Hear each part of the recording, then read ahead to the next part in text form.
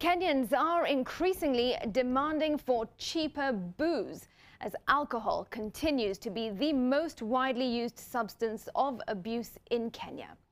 Meanwhile, a growing number of youth are looking to get high on cannabis as its use almost doubled over the last 5 years.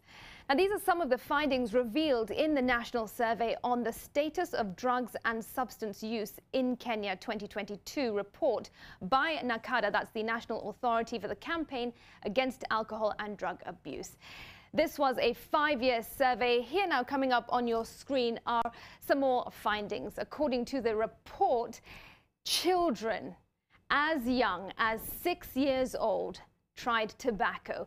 7 was the age that some consumed alcohol.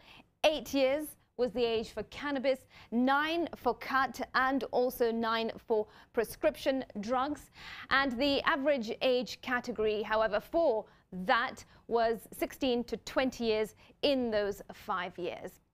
Now, 1 in every 6 Kenyan aged 15 to 65 years, that is about 4.7 million Kenyans, were using at least one drug or substance of abuse. The Western region had the highest prevalence of at least one drug at 26.4%, followed by Eastern and 20.7%, and Nairobi then at 19.1%.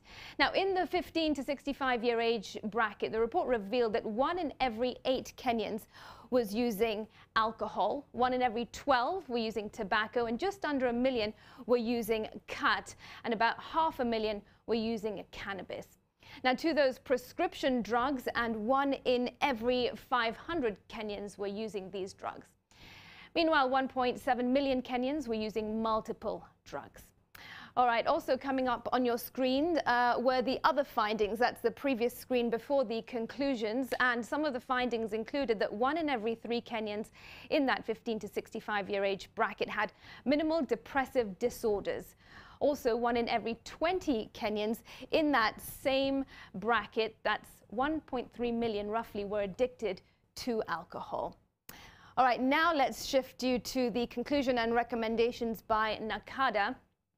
And according to the organization, the general trend does show that the overall prevalence of drugs and substance abuse was on a slow downward trend, but challenges in addressing the issue remains.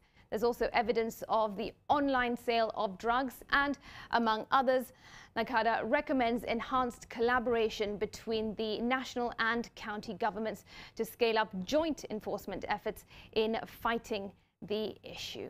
The survey, I'll add, was conducted in selected clusters spread across the 47 counties and sampled Kenyans aged 15 to 65 years, and 3,314 individuals were interviewed.